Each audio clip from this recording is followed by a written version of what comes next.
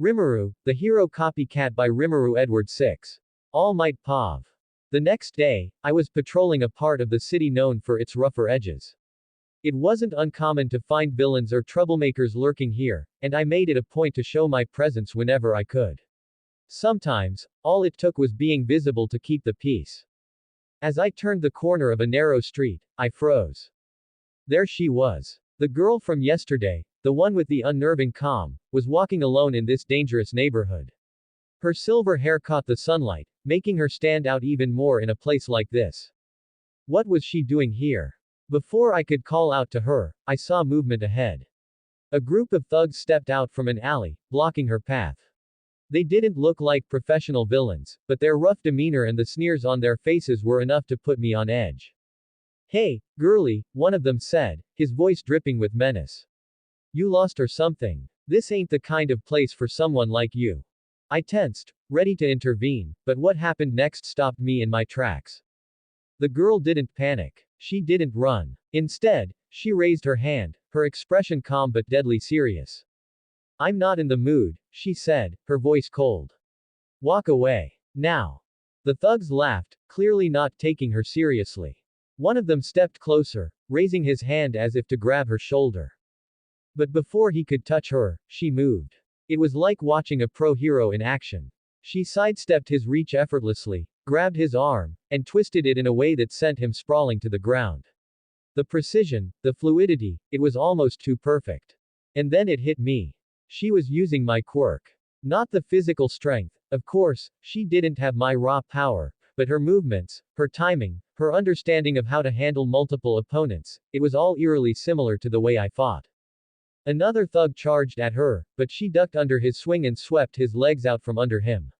She turned to the last one, who was now hesitating, and fixed him with a glare so intense that he actually stumbled back. "Go," she said, her voice low and commanding. "Unless you want to end up like your friends." The man didn't need to be told twice. He grabbed his fallen comrades and bolted, leaving her standing there alone. I stepped forward, unable to stay silent any longer. "That was impressive," I said, keeping my tone neutral. "But also incredibly dangerous. What are you doing here?" She turned, and for the first time, I saw a flicker of surprise in her eyes. It was gone in an instant, replaced by her usual calm demeanor. "All Might," she said, her tone measured. "I didn't expect to see you here." I crossed my arms, giving her a pointed look. "I could say the same to you. This isn't exactly a safe place for a middle schooler to wander." She shrugged, brushing off the dust from her clothes. "I can handle myself." "I noticed," I said, narrowing my eyes. "But your fighting style, it looked familiar. Almost like you've studied someone." Her lips twitched, almost like she was suppressing a smirk. "What can I say? You're a good teacher, even if you don't realize it." The cryptic comment sent another wave of unease through me. "And how exactly did you learn to fight like that?" She met my gaze, her golden eyes steady and unflinching. "I analyze. It's what I do." Her words from yesterday echoed in my mind. One of them works for all for one. There was something more to this girl, something she wasn't telling me.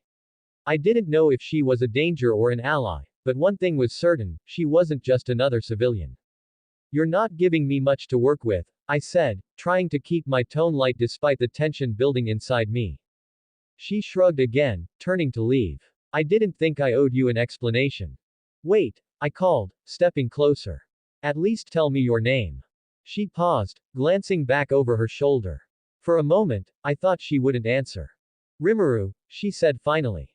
"Rimuru Tempest." And with that, she walked away, leaving me standing there with more questions than answers. She turned back around, her expression softening as she sighed. "Fine," she said reluctantly. "I guess I do owe you an explanation. Partial, at least." She reached into her pocket, pulled out a sleek ID card, and held it up for me to see. It read, "Rimuru Tempest. Job. Hero. Quirk. Analytical copycat." "I'm a hero," she said plainly, her tone steady. "Code name, Copycat. A secret one, technically. I've been keeping a low profile because of my quirk's nature and some personal reasons."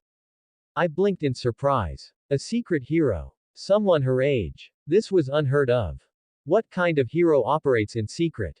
I asked cautiously. "And what exactly does your quirk do?" She lowered the card, slipping it back into her pocket. My quirk, analytical copycat, lets me analyze someone's quirk and copy it. I can store quirks I've analyzed in a sort of mental database, and I can activate them as needed. The catch is, I can only use one quirk at a time. I stared at her, trying to process the implications of such a quirk. There's more, she added. After switching quirks, I need to wait 5 seconds before I can switch again. And I always have one quirk active, even if I'm not using it at the moment. I frowned. Doesn't that make it hard to function normally? Wouldn't people notice if you're constantly shifting between quirks? Rimuru smirked. Not really. My body adapts to the physical conditions of the quirk I'm using, but it doesn't change visibly. For example, if I activate a strength-enhancing quirk, I'll have the strength, but my body won't bulk up. If I activate a speed quirk, I'll move faster, but my appearance stays the same. She folded her arms, her gaze steady. That's why I was able to fight like you back there. Your quirk is one of the first I ever analyzed. I didn't take the raw strength. It wouldn't make sense for me to have it without the right body type, but your technique. Your timing. That's in my database now. I was stunned. Not just by the complexity of her quirk, but by how much she'd already mastered it. For someone so young, she was using her abilities with the precision of a seasoned pro. But why operate in secret? I asked, my voice softer now. Why not let the world know who you are? Her expression darkened slightly, her smirk fading. Let's just say, there are people out there who would take advantage of what I can do. People who've already tried. I keep a low profile to avoid drawing attention from the wrong kinds of enemies. Her words carried a weight that made my stomach twist. This wasn't just a kid with a unique quirk, this was someone who'd seen danger up close and learned to navigate it in ways most people never had to. All Might, she said, her voice breaking me out of my thoughts. I'm not asking for your trust, but I'm not your enemy. Not today, at least. I stared at her for a moment before nodding slowly. I understand, I said. But you've put yourself in a dangerous position. If those thugs had been stronger. They weren't, she cut me off, her calm confidence returning. And if they had been, I would have handled it. I know my limits. Her words were sharp, but there was no arrogance in them, just a quiet certainty. I sighed, rubbing the back of my neck. You're something else, Rimuru Tempest. But I hope you know what you're doing. I do, she said simply. Then, without another word, she turned and walked away, her silver hair catching the light as she disappeared around the corner. I stood there for a long time, my mind racing. A secret hero with the ability to copy quirks. A girl who seemed to know too much and trusted too little. Rimuru Tempest, I thought again, a knot of unease forming in my chest. Who are you really? And how much danger are you walking into? As I watched Rimuru walk away, her words still ringing in my ears, I couldn't shake the feeling that there was more to her than she was letting on. A secret hero, operating in dangerous neighborhoods, with a quirk-like analytical copycat, it didn't add up. Once I was sure she was out of sight, I tapped the small earpiece tucked beneath my hairline. This is All Might. I need information on a hero called Copycat. Can you look into her records? The response came almost immediately. Copycat. Understood. One moment. I waited, my thoughts swirling as I tried to make sense of everything she'd told me. She wasn't just skilled, she was dangerous in the right or wrong hands. And yet, she seemed to operate without the recognition or oversight most heroes received. Got something, the voice in my earpiece said, breaking into my thoughts. Copycat is registered as a licensed pro hero, but most of her file is classified. Classified. I repeated, my brow furrowing. How much can you access? Not much, the voice admitted.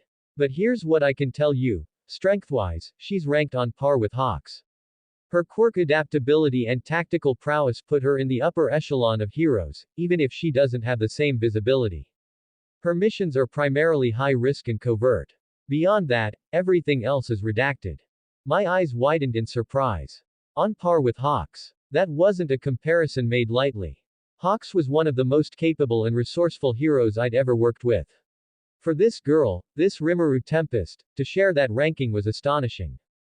And her quirk? I asked. Listed as analytical copycat, as she told you. But the details are vague. It says she can copy quirks, but there's no breakdown of how many she can store or how she uses them in the field. If what she told you is accurate, it's likely she's been deliberately downplaying her abilities. Of course, I thought. Someone with her power would want to avoid drawing attention. But who classified her records? And why? There's something else, the voice added, hesitating slightly. What is it? There are a few notes indicating ties to sensitive cases involving high-priority villains. But the specifics are blacked out. My stomach tightened. Sensitive cases. High-priority villains. It didn't take much to guess who might be involved. All for one, I muttered under my breath. What was that, All Might? The voice asked. Nothing, I said quickly. Thank you. That'll be all for now. As I ended the call, a sense of unease settled over me. Rimuru Tempest wasn't just a secret hero, she was someone deeply embedded in the kind of work most heroes never even heard about. I couldn't decide if that made her an ally to trust or a danger to be wary of. Either way, I knew one thing for certain. Rimuru wasn't someone I could ignore. Not anymore. And if she really is connected to All for One, I'll have to keep a much closer watch on her. Izuku Pav. The morning air was crisp as I walked towards school, my notebook tucked securely under my arm. My mind kept drifting back to yesterday's events, the villains, All Might, and, of course, Rimuru's strange confidence in the face of danger. Hey, Izuku, came a familiar voice behind me. I turned to see Rimuru catching up, her silver hair shining in the sunlight like always. She looked as calm and collected as ever, as if nothing could faze her. Good morning, Rimuru, I said, trying to keep the excitement out of my voice. I still couldn't believe how cool she'd been yesterday. You're walking to school today. She nodded, falling into step beside me. Yeah, figured I'd get some fresh air. I smiled nervously, not sure what to say. Ever since yesterday, I'd been curious about how she'd managed to stay so calm. I wanted to ask her about it, but I also didn't want to sound weird, or worse, nosy. So, she said, glancing at me, you seemed pretty excited meeting All Might yesterday. Excited? I blurted, my voice shooting up an octave. Of course I was excited. He's All Might. The #1 hero. The symbol of peace. The greatest hero of all time. Meeting him it was a dream come true. Rimuru chuckled softly. Yeah, I could tell. You almost passed out. I blushed, rubbing the back of my neck. I didn't almost pass out. You did, she teased, a small smirk playing on her lips. I groaned, but I couldn't help smiling a little. Rimuru always had a way of making me feel at ease, even when I was embarrassing myself. As we walked, I glanced at her out of the corner of my eye. There was something different about her lately, though I couldn't quite put my finger on it. Maybe it was the way she'd handled herself yesterday, or the way she always seemed to know exactly what to do. Hey, Rimuru, I said hesitantly. Yeah, how do you stay so calm in situations like yesterday? I mean, those villains were right there, and you didn't even flinch. She shrugged, her expression unreadable. Guess I've just learned to keep my cool. Panicking doesn't help anyone, right? I guess, I said, frowning slightly. But it's not just that. You always seem to know what to do, like you've practiced or something. Rimuru glanced at me, her eyes sharp for a brief moment before softening.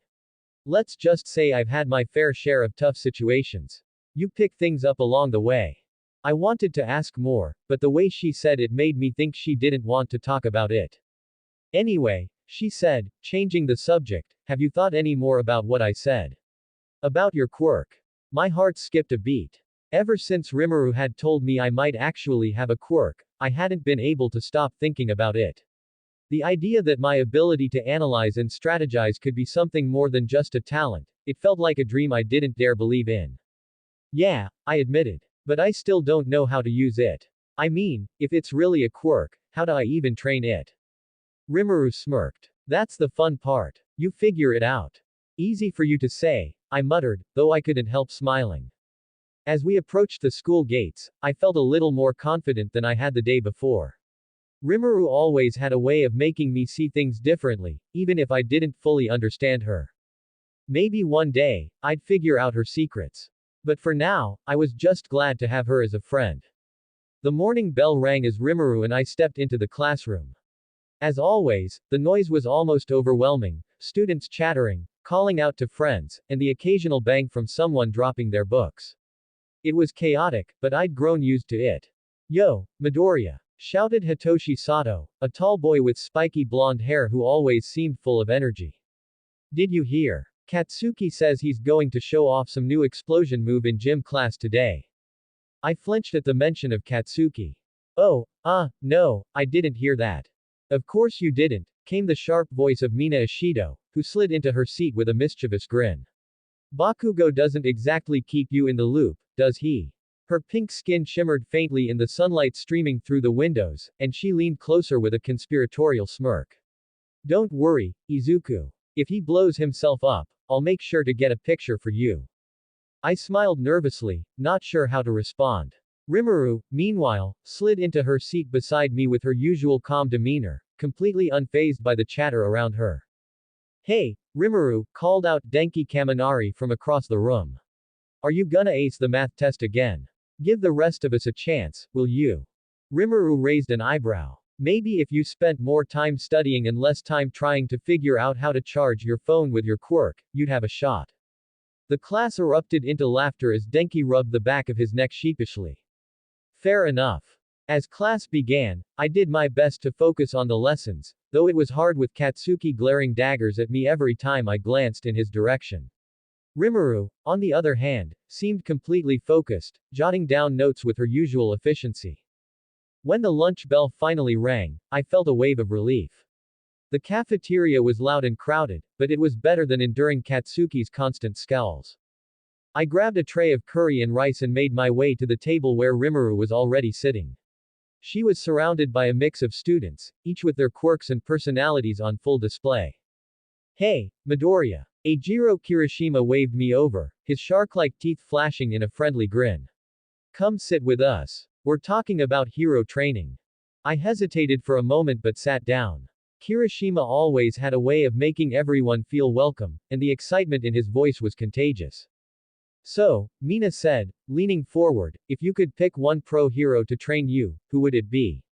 And no cheating by saying All Might. Kirishima laughed. Yeah, Midoriya, we all know that'd be your first pick. My face turned bright red. Well, I mean, All Might's amazing, but. Obviously Midnight, Denki interrupted with a dreamy expression. She's the coolest. Midnight. Momo Yaoyorozu, sitting across from him, raised an eyebrow. Her skill set wouldn't be the best match for your quirk, Denki. You should aim for someone with more experience in electricity-based combat. Denki blinked, his face falling. Oh. Right. What about you, Rimuru? Mina asked, turning to her. If you could train under anyone, who would it be? Rimuru paused, her fork hovering over her plate. That's a tough one, she said thoughtfully. I'd probably pick someone who's good at adapting to different situations. Someone versatile, like Hawks or Edgeshot. The kind of hero who can handle anything thrown their way. Her answer earned a few nods of approval, though I noticed a glint of something unreadable in her eyes. What about you, Midoriya? Kirishima asked again. I hesitated, clutching my fork tightly. To guess, someone who could help me figure out what I'm good at. Someone patient. Mina smiled. Ah, that's so sweet. As the conversation continued, I couldn't help glancing at Rimuru. She was relaxed, contributing to the discussion like it was no big deal, but there was always an air of mystery around her. I still didn't know how she stayed so calm and confident all the time. By the time lunch ended, I felt a little more at ease. Talking with my classmates had a way of making everything feel normal, even if just for a little while. Ready for the afternoon classes? Rimuru asked as we walked back to the classroom. I nodded, clutching my notebook. Yeah, let's do this. She smirked, her usual calm confidence shining through. That's the spirit. As the afternoon sun beat down on us, Rimuru and I walked together toward the school gates. The day had been surprisingly calm after yesterday's events, but I couldn't shake the feeling that something was lingering just below the surface, something Rimuru wasn't telling me. Hey, Rimuru, I began, glancing at her. Are you heading straight home today? She shook her head. No, I've got something to take care of. I frowned, curious but hesitant to pry. Do you need any help? She stopped and turned to me, her expression as calm and unreadable as ever. Nah, I've got it covered. But I need to make a call, so go ahead. I'll catch up with you later. Oh, okay, I said, a little disappointed. See you tomorrow, then. As I walked off, I couldn't help but glance back. Rimuru had already pulled out her phone, her face unusually serious. Hawks Pav. The faint hum of the city buzzed in the background as I perched on the edge of a rooftop, scanning the streets below. Patrol duty wasn't always glamorous, but it was necessary. Sometimes, just being visible was enough to keep things under control. Then my earpiece buzzed. "Copycat here," said an unfamiliar voice, calm and clipped. "There are 15 lackeys of All for One approximately 3 kilometers south of your current location. They're planning something that will endanger civilians. Please, I can't make it in time myself." I stiffened, my instincts kicking in. "Copycat," I repeated. "Never worked with you before. How do I know this isn't a prank?" There was a brief pause, then the voice came back, sharper this time. "Check for yourself if you don't believe me, but if you wait too long, innocent lives could be at risk. Do you really want to take that chance, Hawks?" Her tone carried a confidence that caught me off guard. Whoever this was, she wasn't messing around. "All right," I said, spreading my wings. "I'll check it out. But if this is some kind of joke." "It's not," she interrupted. "Good luck." The line went dead before I could say anything else. I frowned, scanning the area to the south. I didn't know who this copycat was, but if what she said was true, I didn't have time to waste. 15 lackeys, huh? I muttered to myself as I took off into the air. Guess I'll find out soon enough. The wind whipped past me as I soared toward the coordinates she'd hinted at, my mind racing. If All for One's people really were here, this was bigger than I'd expected. And if this copycat was right, I might have just found an ally worth keeping an eye on. The wind rushed past me as I closed in on the coordinates copycat had mentioned. I couldn't shake the feeling of unease that had settled in my chest since her call. I didn't know who this person was or how they'd gotten my private line, but if they were right about All for One's lackeys, this was a situation I couldn't ignore. "All right," I muttered, tapping my earpiece as I flew. "Copycat, you still there?" "Yes," her voice came through, calm and steady. "What do you need? What's the layout of the area?"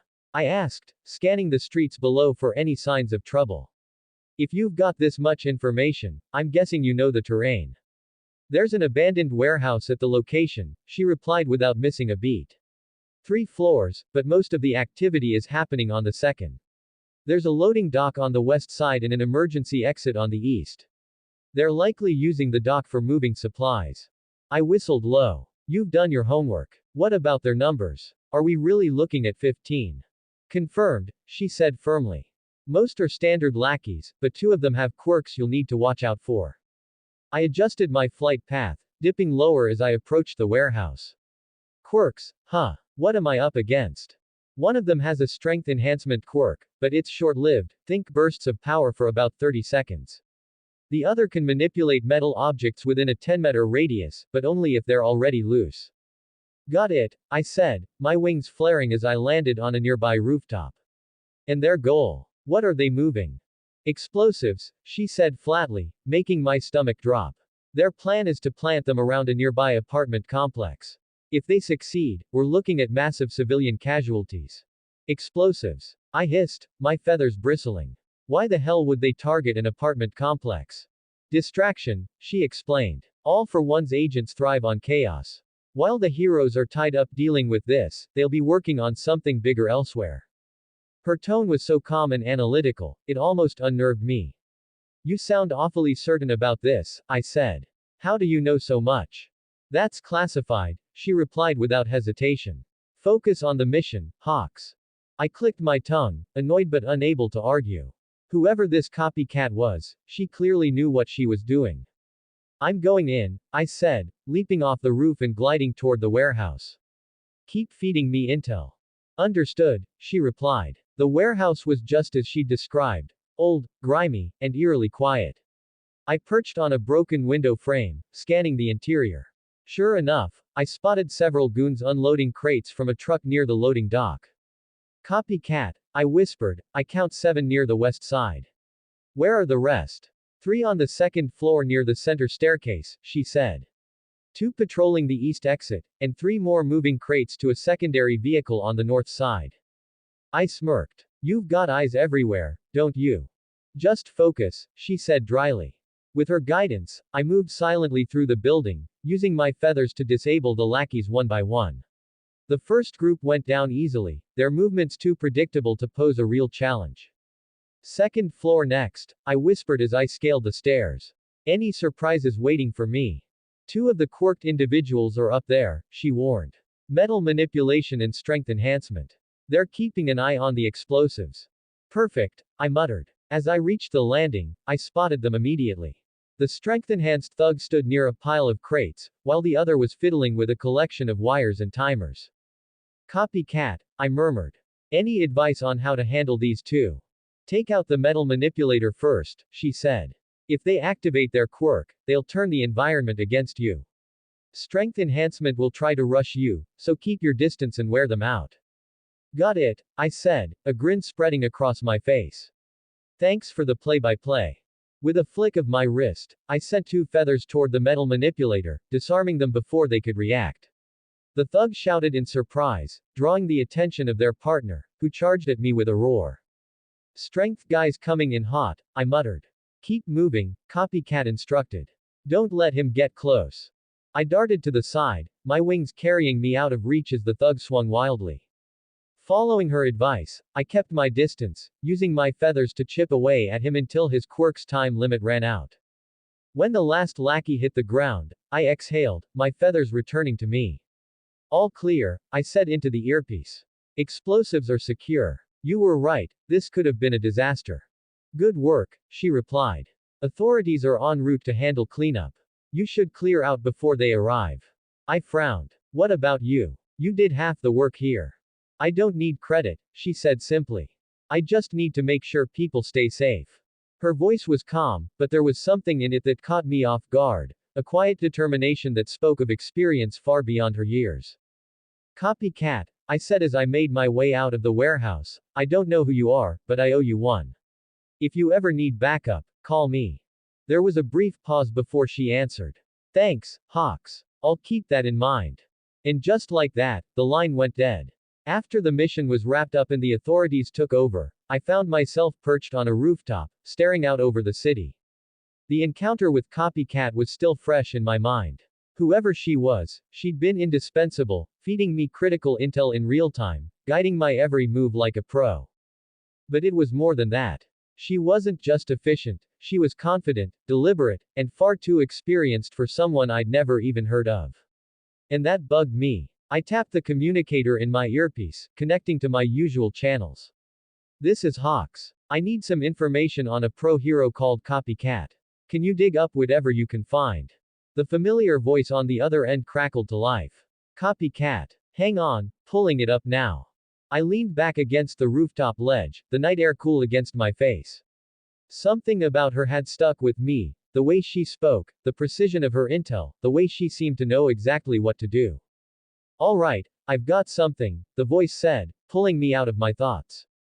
Copycat is a registered pro hero, but, that's odd. What's odd? I asked, straightening up. Most of her file is classified, the voice admitted. But here's what I can access. Copycat operates primarily in covert missions.